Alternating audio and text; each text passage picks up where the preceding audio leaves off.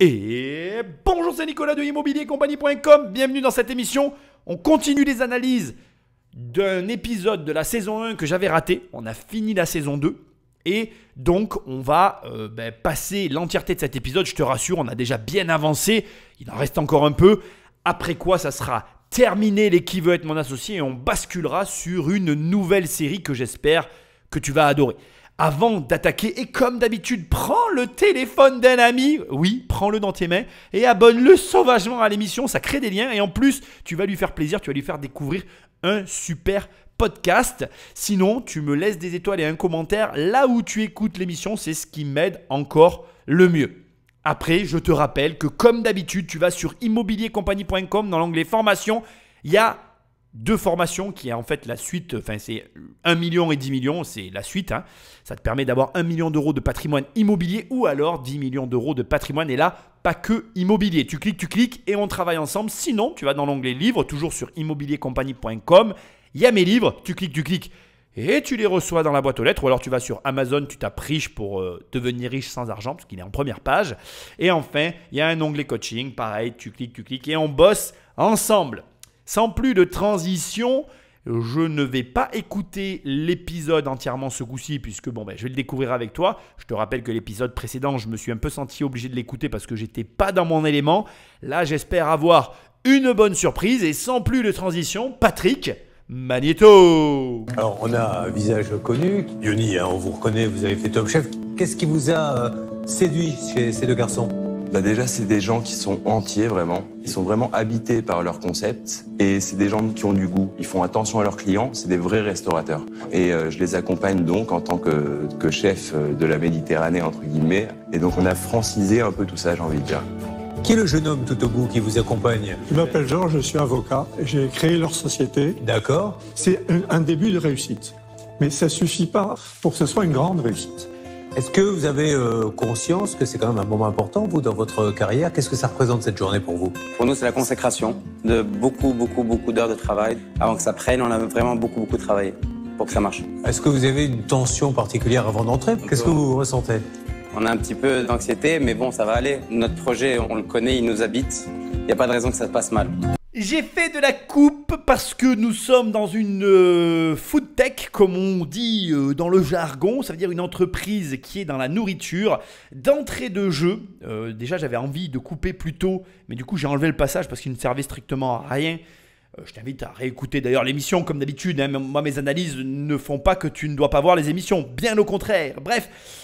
J'ai enlevé tout ce qui était inutile et j'ai gardé les passages utiles. On a donc ce que j'allais dire dans les passages que j'ai virés, c'est que quand tu es dans la food tech ou quand dès le départ finalement on te parle de nourriture et que nous on est français, enfin je sais pas toi mais c'est mon opinion quand même générale, je pense que nous français, déjà la bouffe ça nous met de bonne humeur. On a déjà un bon mood. Et d'ailleurs, j'ai un truc à te dire, je pense que si tu as des idées autour de la nourriture, c'est forcément des bonnes idées en fait. Surtout en France, mais même à l'international. Je veux dire, tu es un peu, sans le savoir, et si tu m'écoutes, le Clark Kent de tous les autres pays de la Terre. Et oui, entre ton palais et tes connaissances culinaires françaises, si tu as envie de réussir dans la vie, dans ta vie financière, dans ta vie professionnelle, exporte-toi et lance-toi dans la restauration, la nourriture à l'étranger. Tu as une réussite facile à portée de main et presque déjà en toi qui t'attend.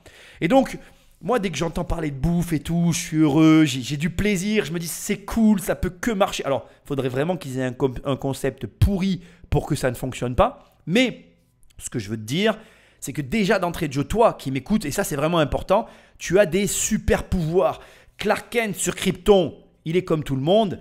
Clark Kent sur la planète Terre, c'est Superman. Et c'est pareil pour toi. Prends tes clics et tes claques, va quelque part et fais de la bouffe et tu verras, tu me remercieras. Enfin moi et d'ailleurs tes origines, parce que c'est grâce à ça en fait. Et je pense vraiment qu'on a des super pouvoirs et si tu ne les as pas, bien va au resto, mange, développe ton palais. Tu as vraiment tout ce qu'il faut dans ce pays pour le développer, pour avoir une connaissance unique qui te différencie de toutes les autres personnes de la planète.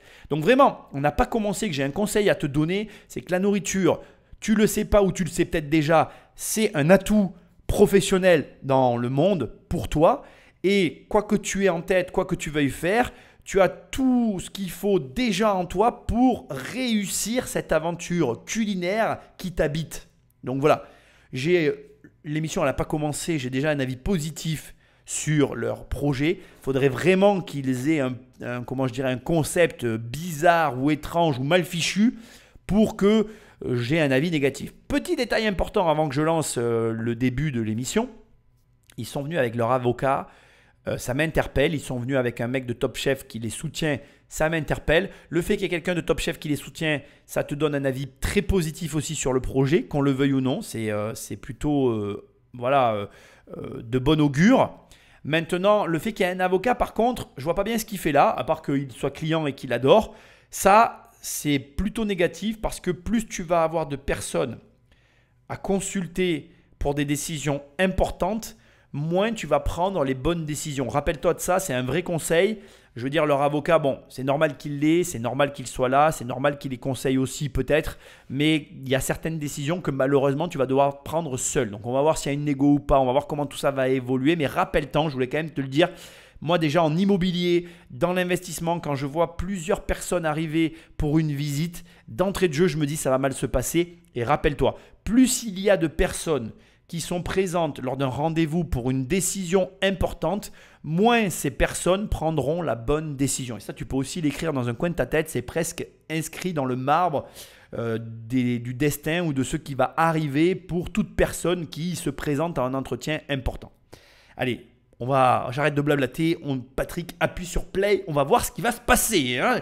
Je te précise qu'à ce stade, je n'ai rien vu, je découvre comme toi leur projet. Bonjour. Bonjour. Bonjour. Nous sommes Wissem et Majed. Comme vous avez pu le deviner, notre plat préféré, c'est le couscous.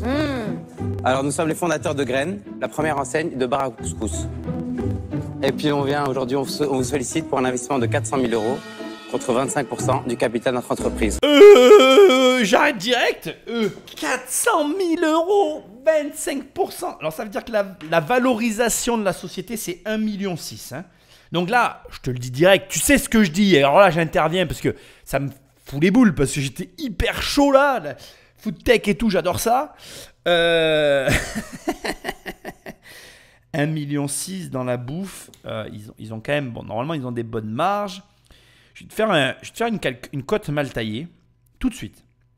Voilà. Donc, ça veut dire que pour moi, ça veut dire qu'il faut qu'il y ait deux choses. Direct, je veux que tu le vois, je veux que tu l'entendes. Deux trucs qu'il faut qu'il y ait dans cette société. Premièrement, il faut qu'il y ait une application, une technologie, un truc particulier. Alors, j'ai compris bar à couscous, hein, je crois que j'ai entendu ça. Ok, bon, j'ai hâte de voir le concept qu'il y a derrière. Alors bref, il faut qu'il y ait une technologie, un truc qui minimise les coûts à mort et qui augmente la marge à mort. Et il faut qu'il y ait un CA conséquent. Donc, fais voir un peu, je vais te dire, en admettant qu'ils aient un truc de ouf, il faut qu'à minima, je veux que tu entendes ce que j'ai en tête, il faut qu'à minima, ils fassent au moins 500 000 € de chiffre d'affaires avec une technologie ou un machin de ouf qui me fait dire un truc de fou, qui me fait dire allez ok j'y vais parce qu'il y a un potentiel de malade, ou alors, il faut qu'ils fassent au moins, on va dire, imaginons que c'est un business lambda, tu vois, genre cuisine, cuistot, etc. Il faut au moins qu'il fasse 1 million € de chiffre d'affaires avec une croissance de fou derrière qui me fasse me dire qu'au moins l'année d'après, je fais 2 millions et que derrière, il se passe des trucs. Donc, s'il n'y a pas ça, c'est mort. Et je te le dis direct, c'est mort. C'est hyper chaud. Alors, j'ai coupé parce que j'ai un peu du mal à comprendre les 400 000. Voilà, c'est possible, attention. Hein. Mais là, voilà, il faut vraiment qu'il y ait soit une croissance de fou, soit une technologie de fou, soit les deux et du chiffre d'affaires déjà existant. Garde-le en tête, je te le dis à chaque fois, tu demandes beaucoup d'argent, il faut que derrière tu poses beaucoup sur la table. C'est presque, voilà, c'est sine qua non, c'est obligatoire, c'est QFD, c'est ce que tu veux, mais c'est comme ça. Donc on va voir, tu connais mes attentes, maintenant espérons qu'ils vont être à la hauteur de leurs ambitions. Le bar à couscous. Et vous êtes les premiers à avoir inventé ça en France. On est parti de zéro, donc ça a pris du temps et puis là on arrive à maturation. Donc pour la petite histoire, Wissem et moi, on est arrivé en France en 2004 de Tunisie pour faire nos études supérieures et on s'est vite rendu compte en fait que le plat de notre enfance, qui est pourtant un des plats préférés des Français, était totalement absent de la restauration rapide. Pour manger un vrai bon couscous, pour nous, il fallait se ruiner dans un restaurant UP, ce qui était compliqué avec le moyen d'étudiants, ou que l'on fasse appel à la famille en Tunisie pour en recevoir, ce qui perdait un petit peu sa fraîcheur. On s'est dit qu'il y avait vraiment quelque chose à faire à ce niveau-là, qu'il y avait matière à créer un concept fort. Et nous avions l'ambition de moderniser le couscous et de le rendre plus accessible. En 2013, après avoir réuni toutes nos idées depuis quelques fronts, on a lancé notre premier restaurant. Puis nous avons bien développé depuis, puisqu'on emploie 24 salariés à travers nos 3 points de vente à Paris.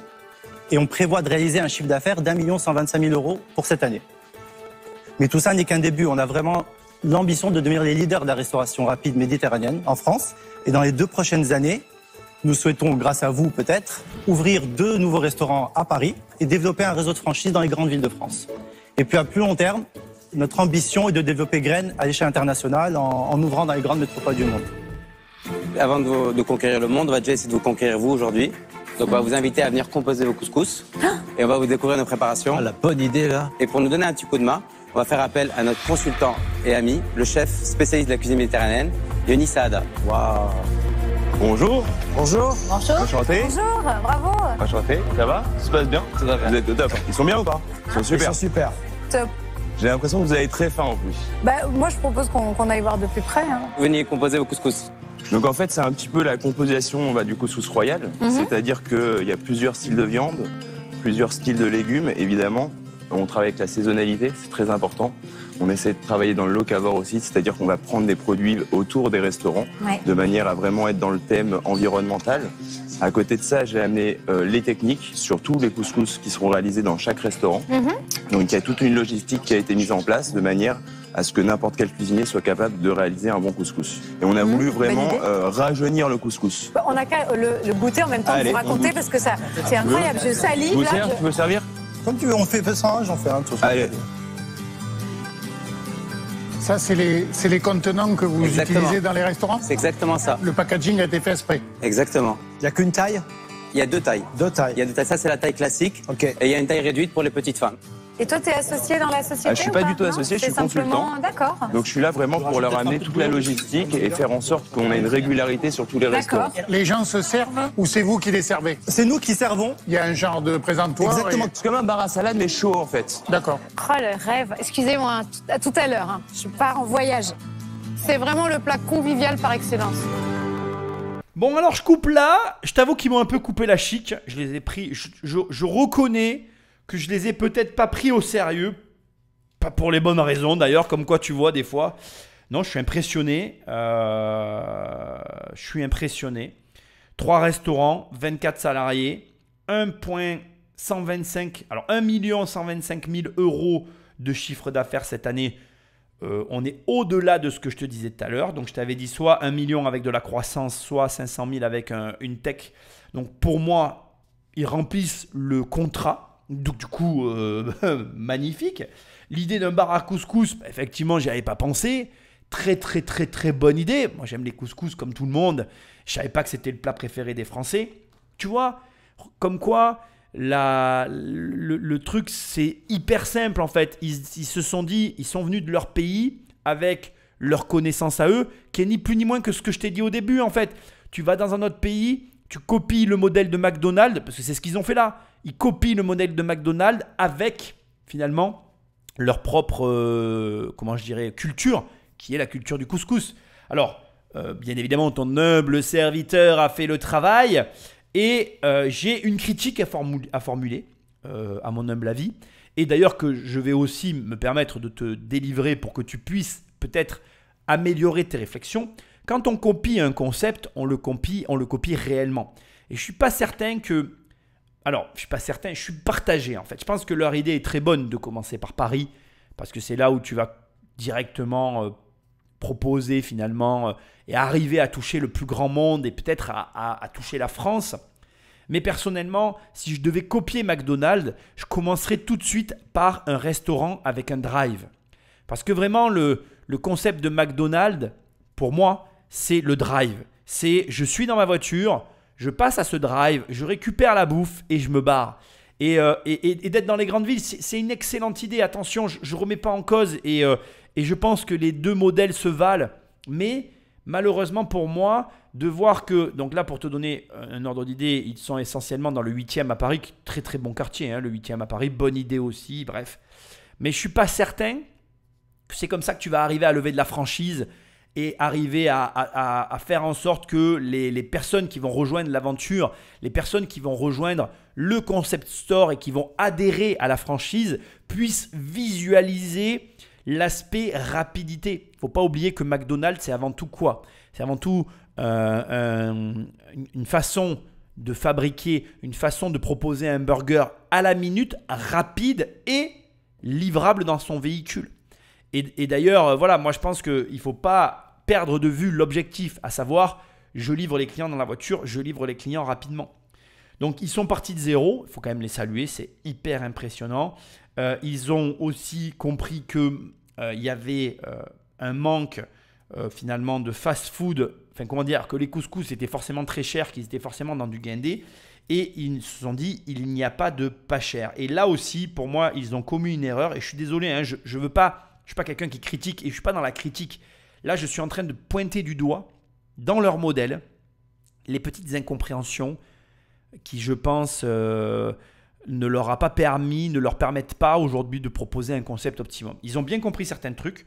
Donc, par exemple, le fait qu'ils ont un consultant qui vient ici, je dirais, magnifier la recette, amener au plus haut niveau leur concept, c'est-à-dire proposer finalement la meilleure expérience au niveau du goût pour le client. Mais ils n'ont pas compris que McDonald's n'est pas devenu McDonald's grâce à des hamburgers pas chers.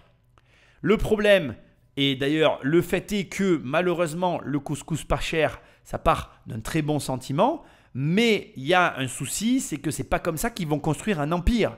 Et que malheureusement, s'ils veulent, s'ils souhaitent faire adhérer à leur franchise des franchisés, il va falloir qu'ils leur proposent de l'argent. Et aujourd'hui, le couscous, c'est malheureux de le reconnaître, mais s'il n'est pas cher, il ne permet pas aux franchisés de dégager des marges suffisantes pour que ça les intéresse. McDonald's, c'est avant tout une entreprise immobilière, c'est avant tout une société qui a eu la capacité à proposer à ses franchisés de belles marges pour qu'ils puissent bien se développer, pour qu'ils puissent s'enrichir au même titre que la franchise. Et il y a beaucoup de gens qui ont tendance à l'oublier malheureusement. Donc, je suis quand même bluffé. Je suis quand même intéressé par la suite et par ce qui va se dire, mais j'ai mis une grosse réserve parce que déjà, premièrement, un fast-food qui fonctionne sur ce modèle-là, s'il dégage les marges suffisantes, il n'a pas besoin d'investisseurs externes. S'il a la bonne gymnastique financière qu'aurait dû lui proposer l'avocat, il n'a pas besoin de se retrouver devant les investisseurs. Je vais être tout à fait franc avec toi, j'émets un doute quant à leur modèle financier, c'est-à-dire quant aux marges qu'ils dégagent, parce qu'il y a un loup. Aujourd'hui, les sociétés, les fast-food en fait, c'est des sociétés qui marchent suffisamment pour s'autofinancer, c'est des sociétés qui ont tout ce qu'il faut normalement pour en interne lever et aller chercher du financement pour se déployer. Il y a une incohérence dans le modèle qui est présenté ici. L'idée est exceptionnelle, mais à mon avis, elle est mal exécutée. J'ai des gros doutes sur la capacité que vont avoir ces deux jeunes à convaincre les investisseurs. Tu vois, c'est marrant parce que c'est vachement bien comment j'ai fait cette émission. Je t'ai donné les conditions pour lesquelles j'investis et finalement, tu vois, ils les remplissent et du coup, ça me met un doute parce qu'en les remplissant, je me dis « Attends, merde, le mec a tout pour y arriver, les mecs ont tout pour réussir. Pourquoi ils sont là en fait? Pourquoi? Il y a un truc. Je ne sais pas lequel, soit on va le voir, soit on ne va pas le voir, mais il y a un truc. Soit c'est acceptable et dans ces cas-là, j'y vais ou j'y vais pas, soit le doute persiste et malheureusement, ils repartiront bredouille. Je ne leur souhaite pas parce que j'adore les couscous, mais alors vraiment de fou. Et en plus, dans la nourriture marocaine, il y a un autre, comment dirais-je, d'ailleurs j'ai envie d'en manger un. C'est pas bon là, c'est pas bon. Il y a un autre plat exceptionnel chez la cuisine marocaine qui aurait d'ailleurs toute sa place dans la cuisine à emporter, c'est la pastilla. Et oui, la pastilla, c'est exceptionnel. Moi, je suis un grand fan de la pastilla. C'est un truc, je pourrais en manger tous les soirs, tu vois, tellement c'est bon. Donc vraiment, la cuisine orientale, elle a, par certains plats et par certains aspects, toutes les, caractéristiques du fast-food et la capacité de proposer à ceux qui l'achètent eh bien, la même expérience qu'avec le burger. Donc, pour moi, tout est réuni, mais si c'est mal exécuté, mal compris, mal géré, eh bien, ça peut ne pas fonctionner. D'ailleurs, l'énorme avantage de cette émission en fonction de comment elle se termine, c'est que je te sers encore une fois sur un plateau une idée que tu as juste à reprendre et à mettre en place. Peut-être qu'un jour, je recevrai un chécos par la poste avec écrit « Mes amitiés pour l'émission et le podcast » parce que tu m'as donné l'idée de créer cette chaîne de resto et grâce à toi, j'ai fait des millions. Et je te le souhaite parce que franchement, de mon opinion et de l'expérience que j'ai de la cuisine orientale que j'adore, tout est réuni pour exécuter un projet de fast-food à grande échelle. Je dis ça, je dis rien. Vous servez combien de couscous par an, là, alors, aujourd'hui? 100 000. En moyenne, 100 000 par an. Sur les 3 points de vente, ouais. Par an. Donc votre panier moyen, c'est 15 €. Non, notre panier moyen est autour de 11 €. 10-11 €. Ah, ok. Eh oui, puisque vous avez 1,1 million de chiffres. C'est ça. OK. 24 salariés, ça fait beaucoup, là. Il y a En fait, dans les 24 salariés, il y a beaucoup de temps partiel. Hein. Quel est le pourcentage en masse salariale? 30% du chiffre Et d'affaires. le coût matière, achat, marchandises? 20%. Vous savez que pour faire fortune, il ne faut pas dépasser 50%. Hein. Et vous avez des gestionnaires qui gèrent avec vous? Non, tous les deux. On n'est que tous les deux. Ah. Et quelle est la proportion des gens qui mangent sur place et des gens qui prennent à emporter? 70 à emporter, 30% sur place. En sachant qu'on a, sur le chiffre d'affaires global, 20% de livraison. Ah, en plus. Qui est encore en plus. À travers les plateformes. À travers les plateformes, exactement. On travaille très bien avec eux. Et Ah oui, forcément. on a essayé de développer, au-delà du bar à couscous, la cuisine méditerranéenne dans son ensemble. On a remarqué qu'il y avait des moments un peu plus creux en été. C'est vrai que c'est un plat qui peut paraître un peu lourd pour l'été, donc on a travaillé complètement sur des nouvelles recettes, un couscous froid et surtout plein de petites salades et des desserts. L'idée du couscous froid, un peu en salade, je trouve que l'idée est très C'est ce bonne. qu'on fait. Attention, hein. C'est ce qu'on fait. Donc on s'est diversifié dans ce sens-là. On s'est pas lancé dans les sushis ou dans les pizzerias. On s'est lancé vraiment dans ce qu'on maîtrise. Et on a pris aussi des consultants comme le chef Younis Saada pour nous aider justement à nous développer et à faire une carte, quelque chose de cohérent.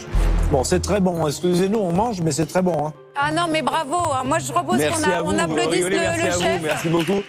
Et franchement, vous pouvez leur faire confiance, c'est vraiment des bosseurs et ils ont de la jugeote et je pense que c'est un super beau concept. Génial. Merci beaucoup. Merci à vous tous. Au revoir. Au revoir. Croyez en eux. Au revoir. Merci. Merci. Avis à tous les restaurateurs qui nous écoutent.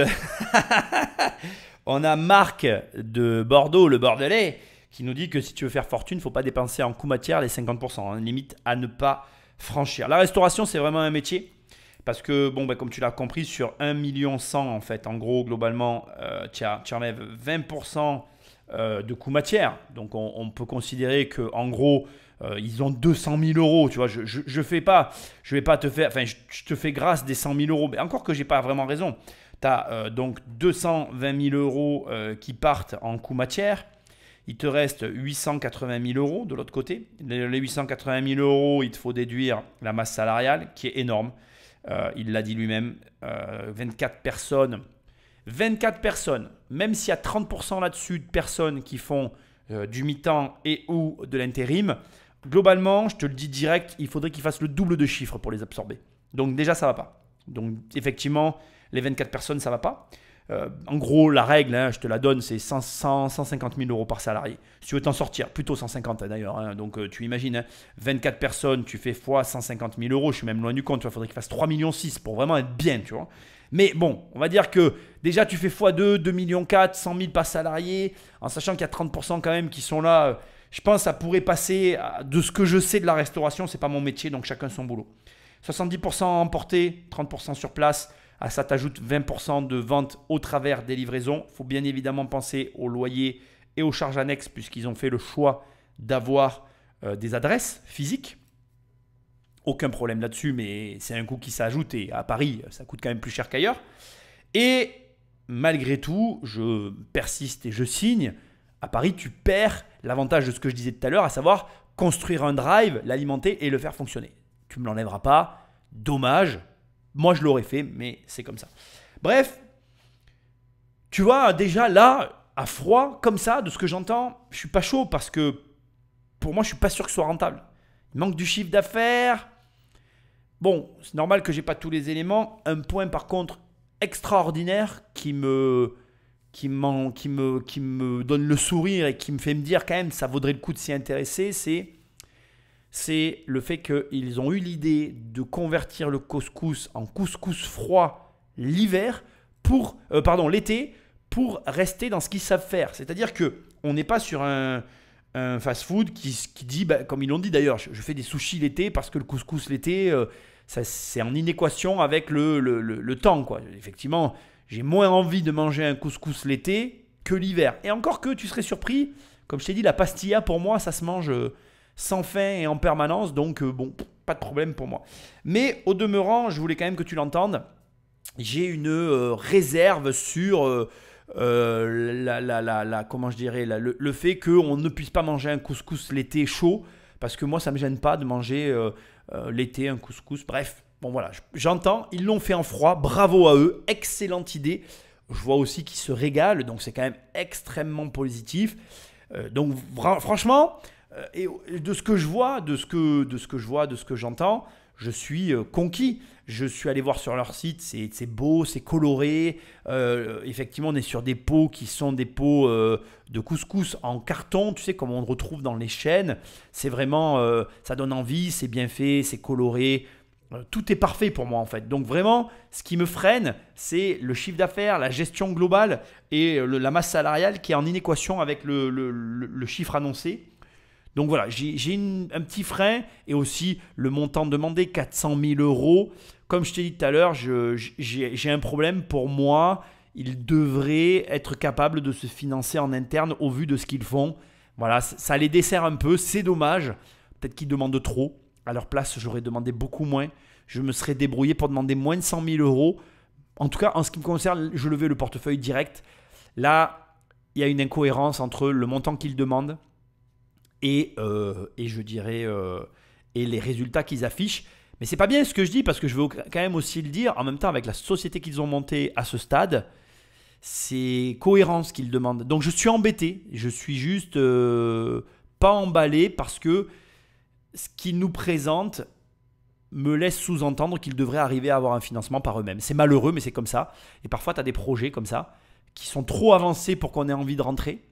Et qui en même temps, on se dit, mais pourquoi en fait ils n'ont pas déjà levé? Et ça te freine et tu ne vas pas rentrer. Et je pense que c'est une erreur parce que je pense que tout est là pour qu'ils réussissent. Que malheureusement, ça ne se goupille pas bien pour eux. Voilà, c'est mon sentiment. On va voir ce que les autres vont dire. Peut-être que c'est le moment où ils vont lever le portefeuille, peut-être pas. J'espère me tromper parce que malgré tout, le concept me paraît jouable. Voilà, c'est comme ça. Au-delà du bouche à oreille, vous comptez sur quoi pour faire connaître la marque? Parce que quand on veut franchiser sa marque, on a besoin d'être connu. Alors, nous, ce qu'on a prévu justement dans l'investissement des 400 000 €, on se laisse une somme justement pour travailler sur ce réseau de franchise. Mais il faut aussi que vous gardiez une belle somme pour embaucher quelqu'un qui va gérer ça pour vous. C'est ça, mais surtout on a vraiment besoin de sortir de l'opérationnel. Là, on a la tête dans le guidon. Donc il faut entre la cuisine, la camionnette, là, on est vraiment dans l'opérationnel. Et vos 3 points de vente, est-ce qu'ils sont à l'équilibre, rentables? Ils sont rentables, les 3. On a une rentabilité, on a une CAF qui nous permet d'ouvrir chaque année une nouvelle boutique. Donc on peut le faire tout seul, mais en gardant, comme on en parlait tout à l'heure, la tête dans le guidon, c'est-à-dire en étant toujours dans l'opérationnel. Parce que tant qu'on est dans l'opérationnel et tant qu'on est plongé dans les problèmes qu'il y a à gérer au quotidien, c'est compliqué pour nous. Donc nous, très honnêtement, on est très ambitieux et on est assez sûr de nous. On sait qu'on va y arriver.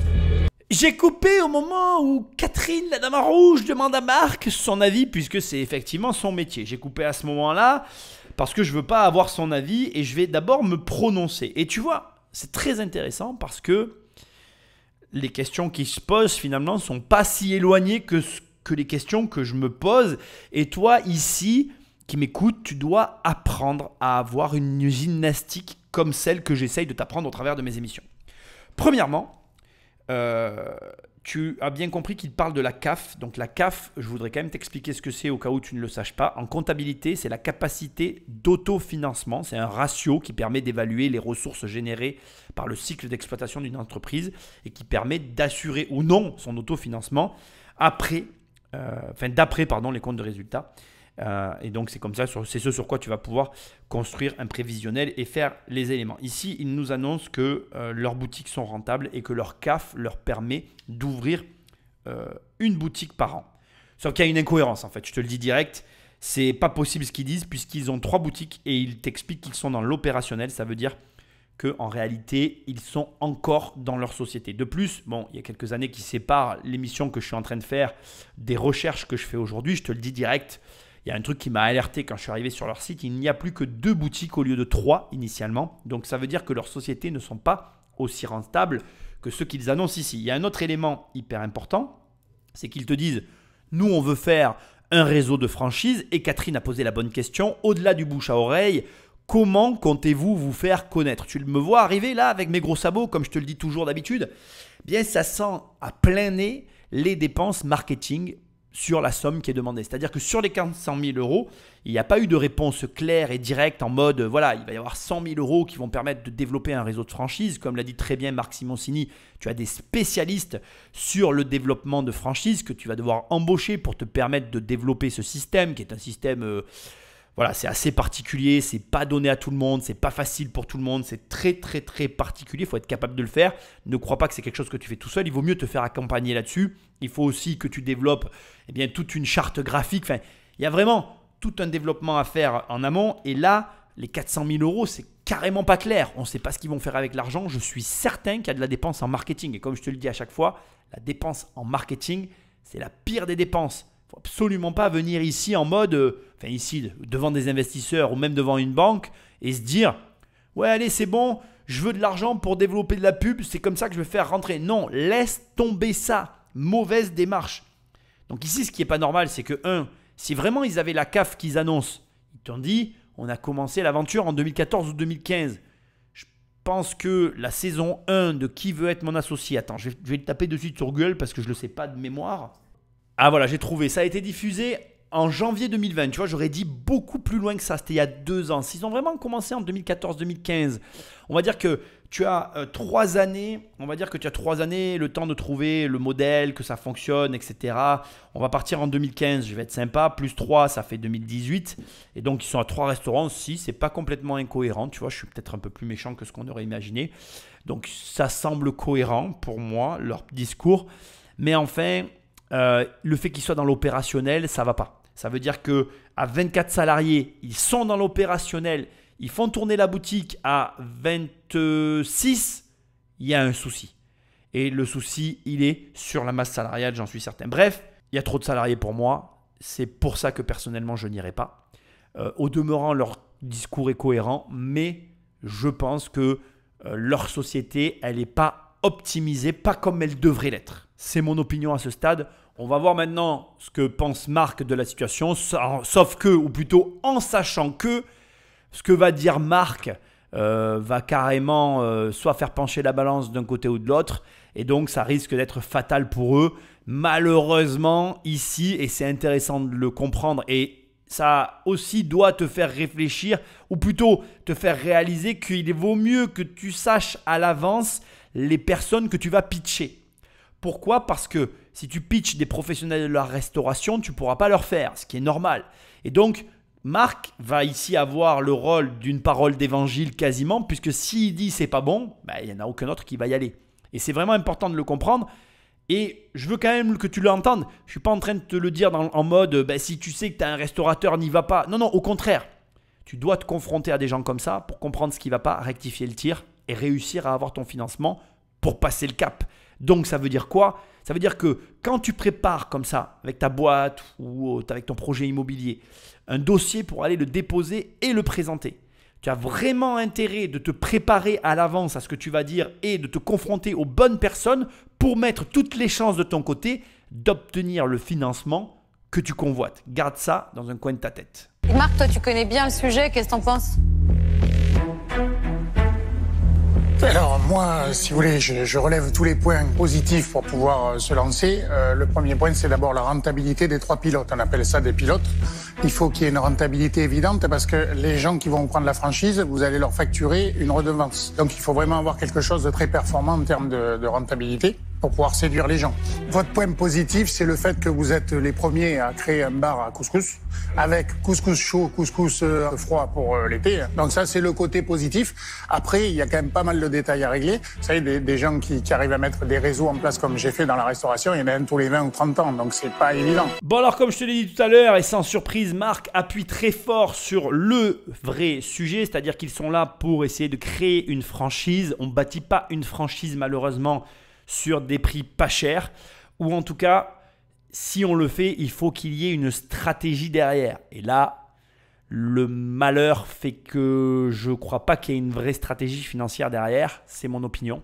Indépendamment de ça, comme le dit Marc, les points positifs sont aussi évidents, hein. Les premiers à avoir un bar à couscous, comme je te l'ai dit moi aussi, je pense que la cuisine orientale a le potentiel, avec entre autres la pastilla, de proposer vraiment quelque chose d'unique et de correspondant à un fast-food. Mais de ce que moi je constate ici, pour moi, j'ai des doutes sur la rentabilité de l'affaire. Encore une fois, je te l'ai dit, hein, le calcul pour moi il a été très simple. 24 salariés, il aurait fallu qu'ils fassent plus de 2 millions d'euros finalement, à mon sens. Et si on est stricto sensu, comme je l'imagine, plutôt même 3,6 millions, comme on l'a vu tout à l'heure. Et je pense qu'ils n'auront aucun financement pour cette raison essentielle. La masse salariale, c'est ce qui coûte le plus cher. C'est ce qui est le plus dur à gérer. C'est ce qui fait qu'aujourd'hui, ils sont dans, comme ils l'ont dit eux-mêmes, dans l'effectif, qui sont dans le dur, qui sont en fait finalement encore dans leur société, qu'ils n'ont pas réussi à s'en sortir. Et c'est aussi ce qui fait qu'ils n'arrivent pas à passer le cap.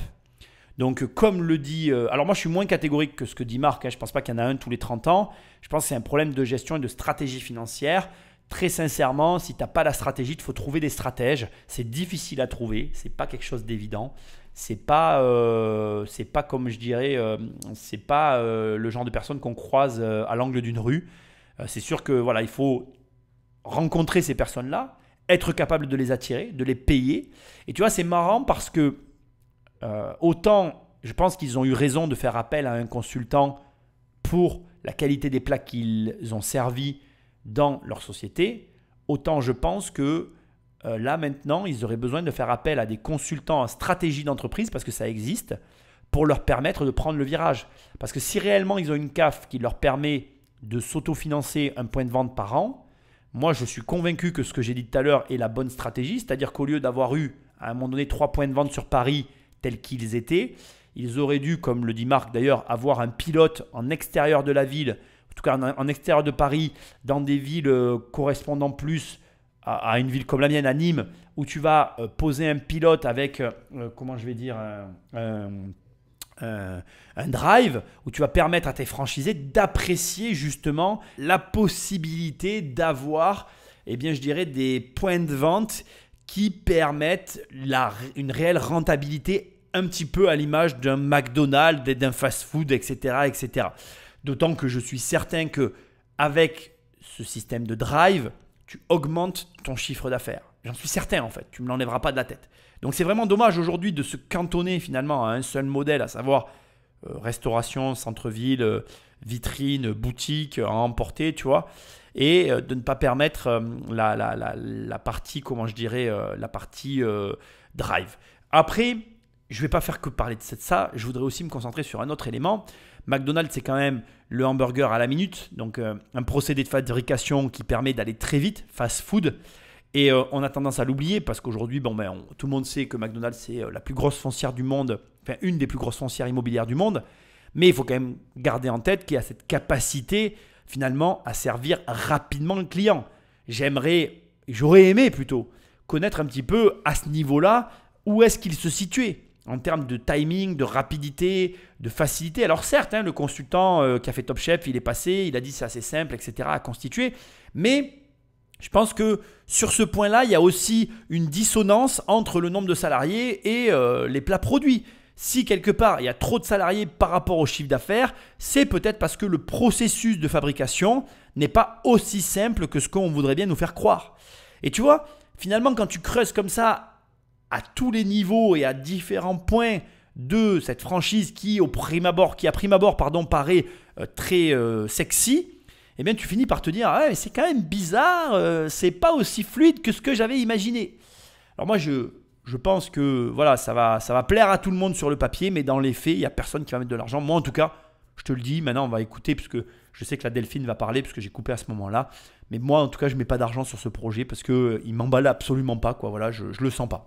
Alors, moi, je trouve que vous avez un très beau concept. Je pense que l'idée du couscous est bonne parce qu'elle est assez large et chacun peut y trouver son compte. En revanche, moi, si j'avais un conseil à vous donner, c'est vraiment surtout de ne pas prendre du recul maintenant. Ce sont des métiers, c'est des métiers de passionnés. Si vous voulez que ça marche, l'idée de prendre du recul alors que votre entreprise, elle est jeune et pas encore très structurée, moi, je trouve que c'est un peu tôt. Ça serait dommage. Donc moi personnellement, je ne vous suivrai pas. Effectivement, c'est une autre manière de voir la chose. Delphine, elle part du principe que c'est trop tôt, que l'entreprise n'est pas assez développée, que l'entreprise n'est pas assez solidement implantée. Effectivement, c'est aussi une manière de voir les choses. Ça corrobore un peu ce que j'ai dit, c'est-à-dire que peut-être aussi ils ont surembauché par rapport à une croissance et que le chiffre d'affaires va suivre. Mais bon, encore une fois, voilà, on est dans le futur là maintenant, on est dans le turfu et on l'a vu sur le site, il n'y a plus 3 boutiques, il n'y en a plus que 2. Donc il y a eu peut-être un pic, une surembauche et une retombée. Il faut que tu saches que c'est des phénomènes en fait, c'est des cycles. Je pense que tu as peut-être connu cette période des pâtes. Moi, j'ai connu la période des pâtes où en fait, il y a les fast-food de pâtes à emporter qui se sont créés dans des box en fait, et tu vas acheter des pâtes et tu les fais. Donc, dont Mezzo di Pasta que moi je connais très bien. Ça a été un phénomène de mode. Il y a eu un pic où tout le monde en parlait, ça passait à la télé, les mecs faisaient soi-disant fortune, etc., etc. Puis le pic est retombé et finalement, le chiffre d'affaires réel s'est révélé aux franchisés. Et aussi, pour te partager un peu mon expérience, je connais très bien un franchisé de chez Mezzo di Pasta. Il avait ouvert 2 points de vente. Il avait mal choisi sa deuxième ville. Il n'était pas rentable. Il a dû fermer en fait, malgré un concept fort et qu'il avait ouvert et développé en plein pendant le boom. Et aujourd'hui, il tourne que sur un seul concept store qui lui suffit largement pour vivre à lui, sa femme et ses enfants. Mais ça montre que ce n'est pas aussi évident que ce que tu peux croire, qu'il y a en plus des phénomènes de mode. Peut-être que Graine a eu son phénomène de mode et que du coup elle a connu sa croissance qui lui a permis d'ouvrir 3 boutiques et qui après finalement sont retombées sur une espèce de plateau de chiffre d'affaires qui est leur chiffre d'affaires actuel et qui malheureusement ne leur permet pas aujourd'hui d'ouvrir des franchises comme ils le désirent. Alors, ton humble serviteur a fait son travail. Et donc effectivement, en fait, malheureusement, j'ai envie de te dire, je vais corroborer mes dires. Et pour te donner le chiffre d'affaires donc de l'un des 2 points de vente en fait que j'ai trouvé, je ne vais pas faire plus de recherches parce qu'après mon but c'est pas de faire des émissions malsaines. 2017, 671 000 euros de chiffre d'affaires, d'accord. 747 000 euros en 2018, 1 112 000 euros en 2019, 471 000 euros en 2020. Mais je crois que c'est la société au complet que je suis en train de te donner d'ailleurs. Pour te donner les marges brutes, on est à 539 000 en marge brute la première année, 594, 880, puis on tombe à 390. Donc tu vois, ça a vraiment baissé.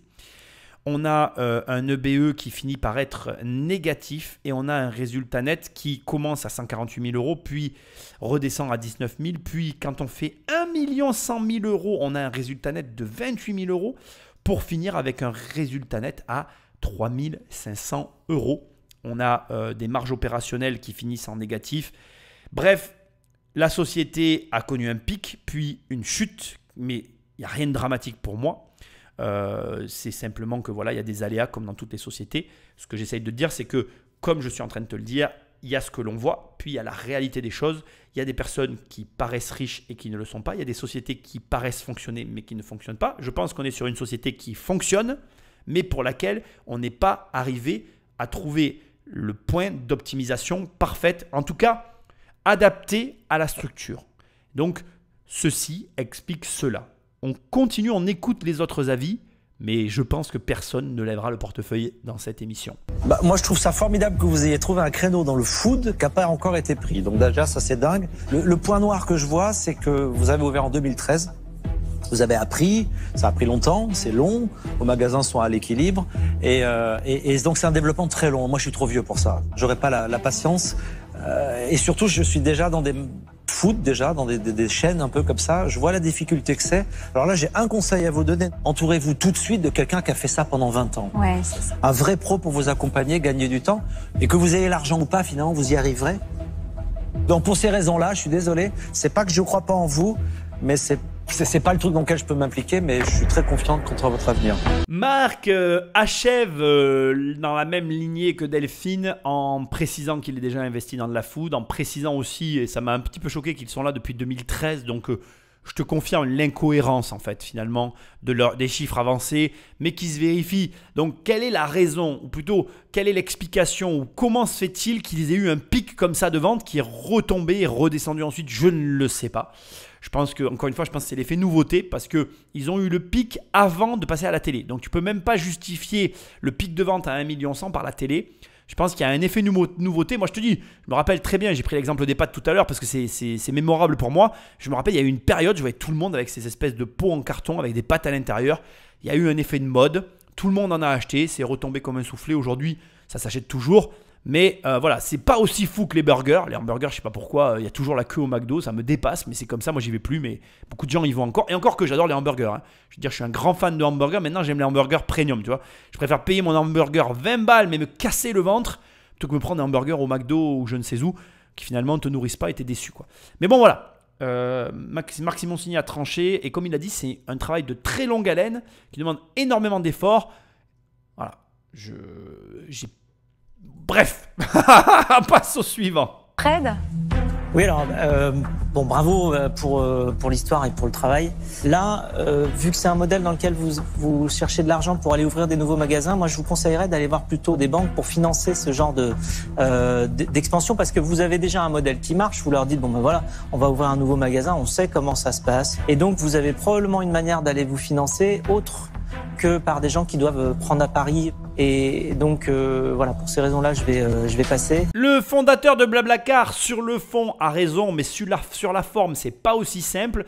Alors, pourquoi il a raison? Effectivement, il a raison. Il pourrait aller voir des banques, lever des fonds, ça faciliterait tout le monde et ils en ont la capacité. Sauf que leur problème, c'est que dans les 400 000 euros dont on ne sait pas ce qu'il y a à l'intérieur, d'ailleurs c'est assez vague, ils n'ont pas été précis sur le sujet, je suis certain qu'il y a un budget com et ils savent pertinemment qu'ils vont perdre le budget com. Et je ne vais pas y aller par 4 chemins. Quand tu crées une franchise, le budget com, tout ce que tu vas devoir investir pour lever tes premiers franchisés, c'est énorme. Tu vas devoir faire le salon de la franchise, tu vas devoir aller chercher les premières personnes, tu vas avoir un énorme investissement de base pour lequel j'ai de gros doutes sur le fait que la banque va te suivre. En sachant que, j'ai quand même un bémol à donner, il existe une possibilité rarissime, mais elle existe, que la banque devienne ton associé. Ça arrive. Hein.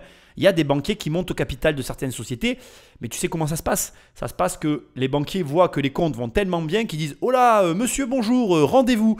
Pourriez-vous nous expliquer ce que vous faites ? Oh putain, ça a l'air de bien marcher. Je peux en être un peu, mettre du pognon là-dedans ? Oui, oui, bien sûr, monsieur le banquier, rentrez. » Et du coup, ils te font rentrer au conseil d'administration. Enfin bref, tu vois le délire, quoi. Et voilà, mais c'est des cas à part. Donc, pareil, ils ne seraient pas là si ça avait fonctionné pour eux, cette option-là. Donc, ça remarque, je la comprends. Mais là, on voit bien l'espèce de crédulité de quelqu'un qui, lui, a fonctionné sur ce système, mais n'a jamais eu besoin des banques. Alors, je ne sais pas si le fondateur de Blablacar a eu besoin des banques ou pas pour créer sa boîte. Mais ce que j'essaye de te dire, c'est que le modèle marcherait si le projet n'avait pas été « je veux devenir une franchise ». Là, je ne crois pas que ce soit vraiment compatible.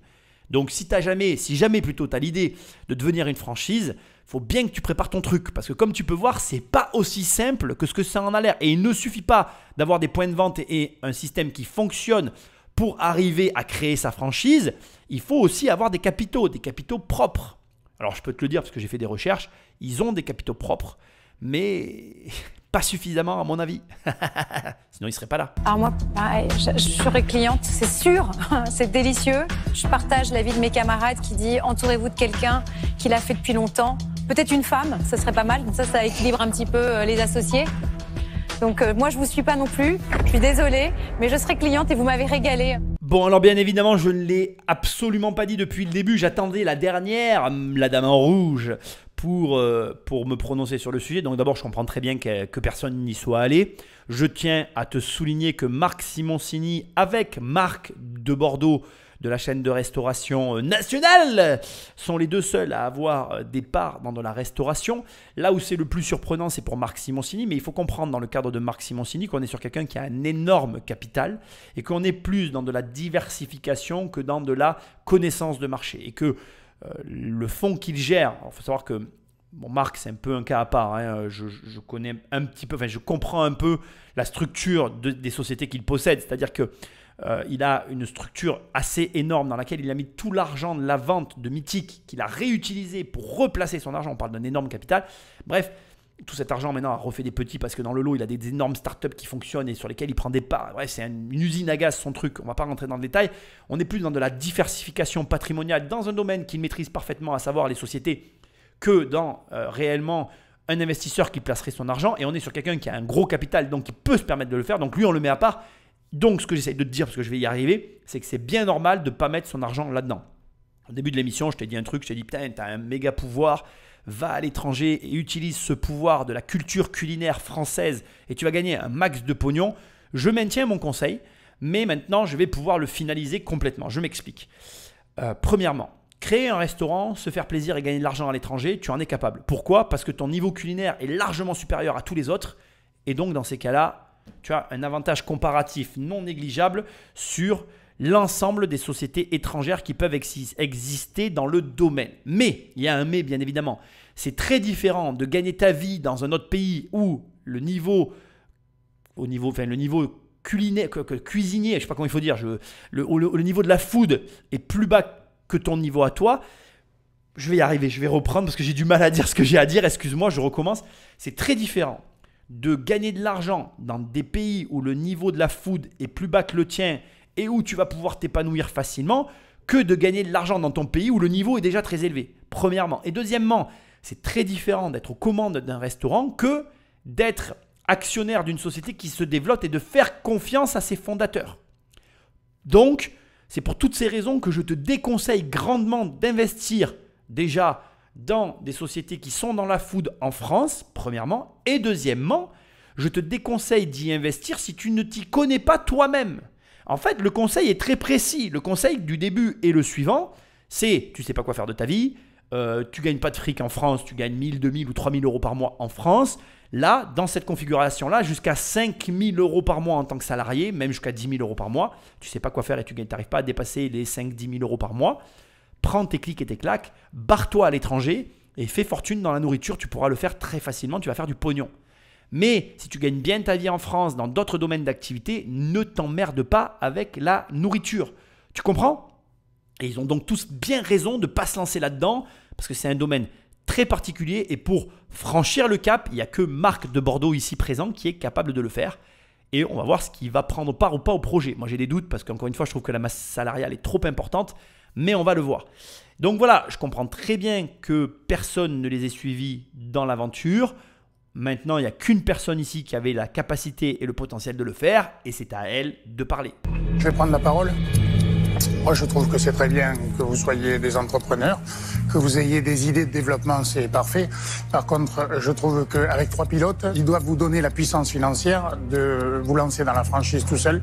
Si avec 3 pilotes, ça vous donne pas la puissance financière, c'est que c'est peut-être pas assez puissant pour pouvoir se développer en franchise. Donc, je vous suivrai pas. Mais bien sûr, je vous félicite quand même pour ce que vous faites. Merci.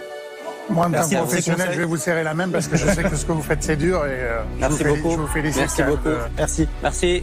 Merci, à bon bientôt. retour à vous et bon courage. Viens vous voir très vite. Avec plaisir. Au revoir. Majed et Wissem n'ont pas réussi à convaincre les investisseurs malgré la qualité de leur projet. Preuve une fois de plus qu'il faut beaucoup de courage et d'abnégation pour réussir à convaincre des investisseurs. Bravo les gars, franchement vous étiez top. C'est super intéressant ce qu'ils ont dit. Franchement, moi j'ai trouvé super intéressant. Tu vois. C'est bien, en fait, il te montre des failles que nous on voit pas spécialement parce que lui il a un œil complètement objectif sur le concept en fait. Il a un œil nouveau que nous on a moins parce que c'est vrai que comme vous êtes tous les jours dedans. Bon, en tout cas bravo messieurs. Merci beaucoup. Franchement. Merci. Alors c'est certain qu'il faut dire bravo, c'est certain qu'il faut retenir les derniers mots de Marc de Bordeaux qui est, voilà, c'est vraiment c'est plus impactant quand c'est un vrai professionnel qui le dit. Moi j'ai détecté surtout une défaillance salariale, mais lui quand il dit, en fait si avec 3 pilotes vous n'arrivez pas tout simplement à trouver et à avoir la puissance financière pour créer votre franchise, c'est que le concept ne fonctionne pas. Ça ne veut pas dire que le restaurant ne marche pas, ça ne veut pas dire qu'ils ne gagnent pas leur vie avec leur restaurant, ça veut juste dire que le concept en l'état ne fonctionne pas pour être une franchise. Donc la fin va être peut-être surprenante et laisse-moi te dire une chose, qui, si c'est ce qui s'est passé entre-temps, est la meilleure décision qu'ils ont jamais prise, s'ils ont fermé un point de vente pour réoptimiser leur système, pour réaméliorer et rendre plus performant ce qu'ils avaient déjà, alors ils ont pris la bonne décision. Il faut que tu comprennes que parfois, il vaut mieux faire un pas en arrière pour mieux faire 3 pas en avant que vouloir conserver ce qu'on a acquis à tout prix et ne jamais plus avancer. Et c'est très difficile parce que, comme on l'a bien compris, ils ont commencé la tête dans le guidon en 2013, arrivé jusqu'à 3 points de vente. Il y a déjà énormément de gens qui n'y arrivent pas. Moi, je les félicite, je leur dis bravo. C'est très compliqué de monter une société. C'est très compliqué de monter une société qui marche. C'est très compliqué d'embaucher. Tout est difficile. Il ne faut pas se voiler la face. Mais toi qui écoutes, il ne faut pas que tu baisses les bras. C'est en te renseignant, c'est en travaillant, c'est en étudiant, c'est en bossant tes sujets que tu vas réussir à atteindre tes objectifs et pas en faisant l'inverse. Et moi, je dois le reconnaître. Voilà, le travail permet d'arriver à tout. Après, il faut de la chance. Après, il faut plein d'autres paramètres qui vont te permettre d'atteindre le résultat que tu convoites. Mais il faut que tu bosses. Il n'y a pas de secret. Et je n'ai aucun doute sur le fait que ces deux jeunes ont l'âge et le potentiel de malgré tout atteindre leurs objectifs. C'est une très bonne stratégie si c'est ce qu'ils ont fait que de, j'ai envie de te dire, finalement repartir en arrière, faire machine arrière sur fermer un magasin pour optimiser leurs points de vente, 2 points de vente qui fonctionnent déjà. Si c'est ça qu'ils ont fait, je les félicite. Si ce n'est pas ça, tant pis. En tout cas, la restauration, c'est un métier particulier. Si tu n'arrives pas à gagner d'argent en France, utilise ce levier à l'étranger. Par contre, sois très vigilant en France pour investir parce que c'est très difficile. Entre le système fiscal, le mode de fonctionnement d'un restaurant et l'organisation et le savoir-faire qu'il faut pour se développer à l'échelle nationale, voilà, la restauration, ça reste un métier à part entière et il faut en être issu pour être capable d'arriver au plus haut point. Au demeurant, je te remercie d'avoir écouté cette merveilleuse émission jusque-là. Comme quoi, tu peux faire plus d'1 million d'euros de chiffre d'affaires et ne pas réussir à lever de l'argent. Ça doit te donner matière à réfléchir et ça doit aussi te montrer que bien, le chiffre d'affaires, ça ne veut rien dire en fait. Moi, je le raconte dans mon livre « Devenir riche sans argent ». Nous aussi, en immobilier, on a fait 1 million d'euros de chiffre d'affaires et je trouvais qu'on ne gagnait pas d'argent. C'est pour ça que j'ai tout remanié en profondeur. C'est des choix difficiles, mais c'est parfois la seule et unique solution pour arriver à gagner de l'argent. Bref, like, partage, abonne-toi, laisse-moi des étoiles et des commentaires là où tu écoutes l'émission. Va sur immobiliercompagnie.com pour travailler avec moi dans les formations ou alors clique pour télécharger et recevoir les livres. Bref, merci de ta fidélité et je te dis à très bientôt dans une prochaine émission. Salut!